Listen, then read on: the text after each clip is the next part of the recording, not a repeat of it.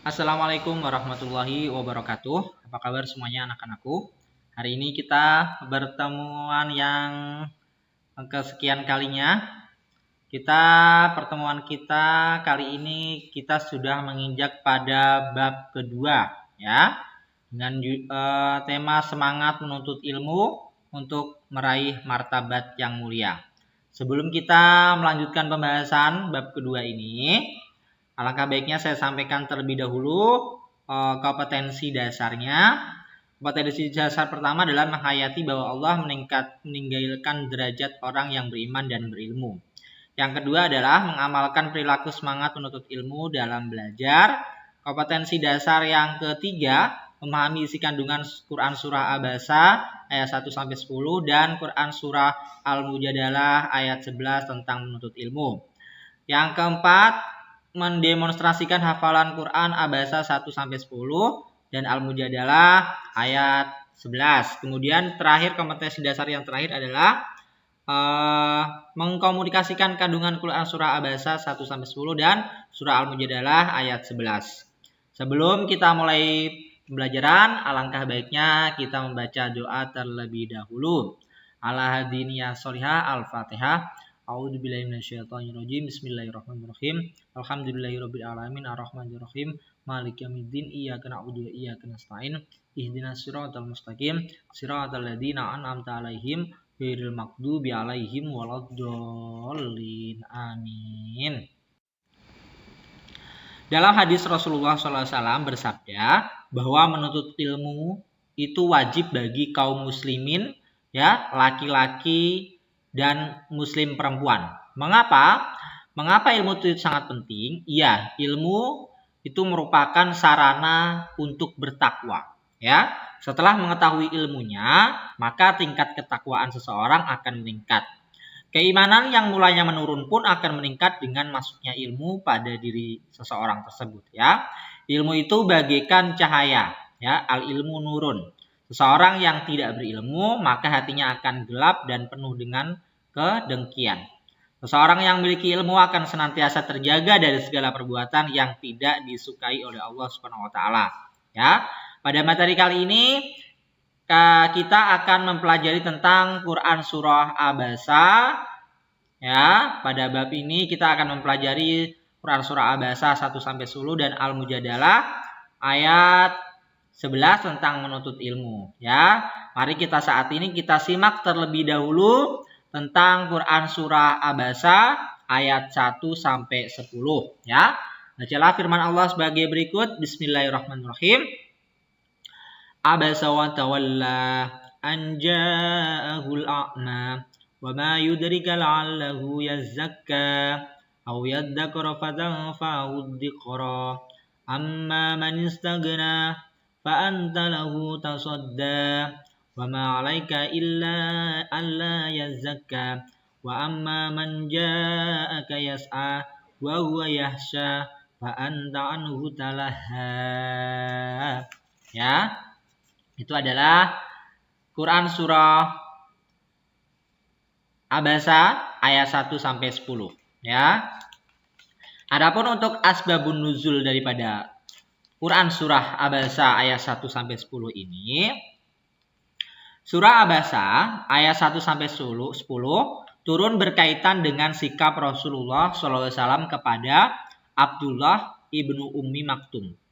Yakni ketika Rasulullah SAW sedang berdakwah kepada tokoh-tokoh musyrikin Mekah, ya, waktu itu Rasulullah SAW berharap seruannya dapat menyentuh hati dan pikiran mereka sehingga tokoh-tokoh musyrikin Mekah bersedia memeluk Islam pada saat itu. Ya, berharap seperti itu. Jika tokoh-tokoh musyrikin Mekah memeluk Islam, maka diharapkan akan membawa dampak positif bagi perkembangan dakwah Islam di sana pada waktu itu. Ya, maka dari itulah yang diharapkan oleh Rasulullah.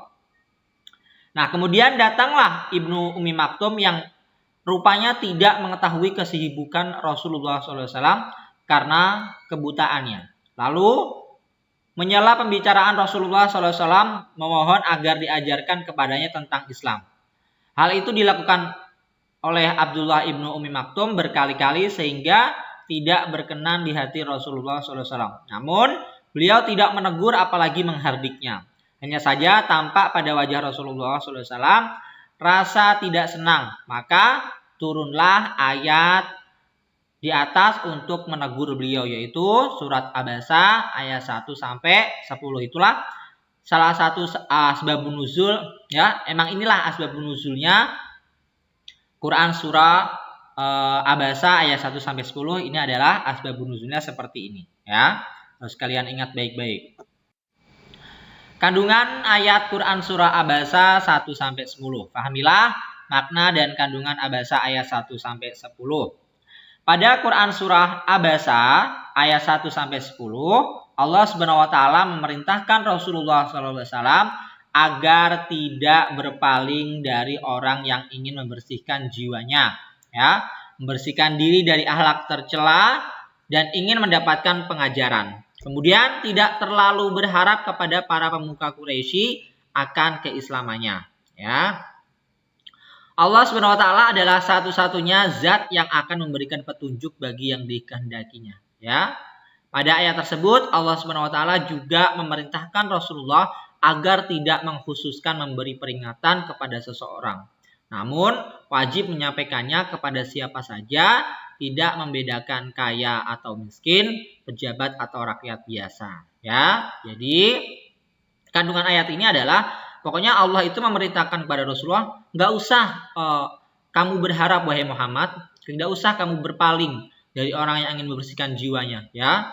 Pokoknya tidak usah mengharapkan, terlalu mengharap kepada pemuka kaum Quraisy untuk keislamannya. Karena apa? Karena Allah itu yang maha membolak-balikan hati, maha yang memberi petunjuk, ya. Siapapun yang Allah kehendaki maka Allah akan kasih. Kalau Allah tidak kehendaki, ya tidak akan pernah dapat hidayah, walaupun mau kamu berusaha bagaimanapun, ya, menyadarkan dia, ibarat kata menyadarkan kawan kamu untuk berbuat gini begitu begini, kalau Allah tidak menghendakinya maka juga tidak akan dapat hidayah, ya. Tapi apa kata Allah?